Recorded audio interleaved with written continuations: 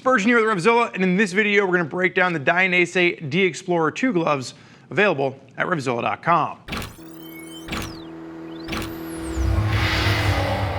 So what we're seeing from Dainese is their first trek into an upper level ADV glove, coming in around the $110 price point. This is going to be a lightweight adventure dual sport glove, really aimed at riders spending time off-road as well as on. Now we've not really seen anything from Dainese like this in the past, so that too doesn't really mean anything. This is not the newest version of any previous glove out there. This is a completely new glove within Dainese's line. It is going to sit at the top of their adventure food chain. Now for the past few years I've been using gloves from RevZilla, their Sand 3 as well as their Dirt 2, and this has a lot of very similarities that we're seeing here.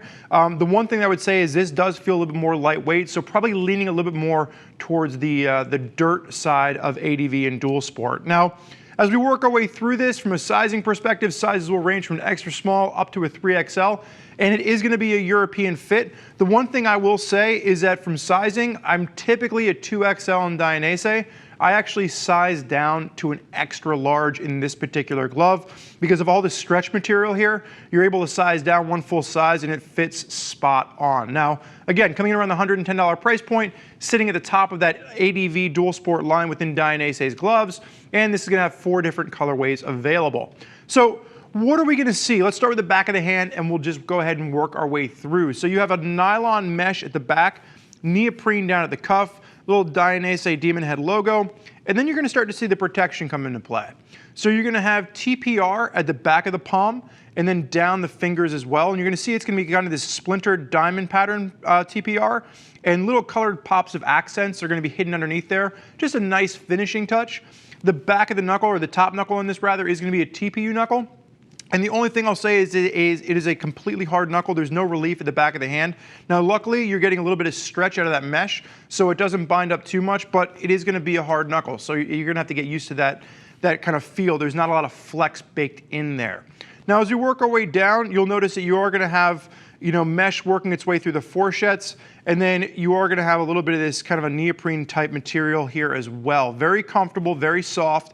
And then the one thing that I really liked that they did was you're going to see the touchscreen fingertips, and with the index finger they actually kind of wrapped it around the top of it. So if you're just using the top of your finger, with a lot of manufacturers you can lose that touchscreen connectivity, but with the way that they've wrapped this up, it works really well to just use one finger, and if you need to zoom in and zoom out, you've got it at both the thumb as well as the index finger. Now the palm on this is going to be full goatskin, and if you're not familiar, goatskin compared to a regular bovine leather does give you more tactile feedback, and it allows you to use a bit of a thinner leather, so you just get better feel in the hands.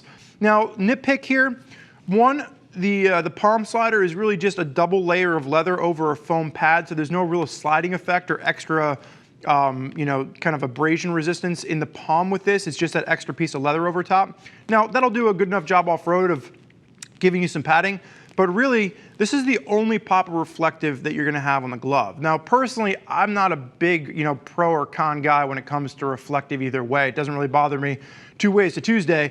But the fact that they place this on the palm really doesn't do anything unless you're riding down the road with your arm in the air so the headlights coming at you can actually see this. So I don't mind that they put reflective on this, but they didn't really do it in the most effective way possible. When you get down to the cuff on this, nice neoprene at the cuff, single Velcro closure.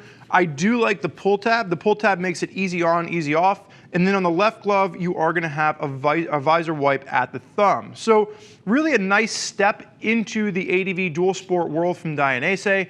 And I would say this probably leans a little bit more towards the off-road crowd than some of the pieces that we've seen from RevZilla recently. So nice lightweight mesh glove, perfect for summer riding. A lot of airflow pushing through here. 2 to 3 season warm weather glove from Dainese for those of you out there riding your big adventure bikes in an off-road setting. Now, if you want more information from folks that are already out there using this glove on their rides, you can click the info button on your desktop or mobile device, and that will allow you to read other rider reviews from folks that are already putting this glove through its paces. If you have more questions for one of our gear geeks as to which pair of gloves is right for you and your riding style, make sure to reach out and give them a shout at 877-792-9455, or simply shoot an email over to cs@RevZilla.com. I want to thank you for joining us for this look at the Dainese D-Explorer 2 gloves.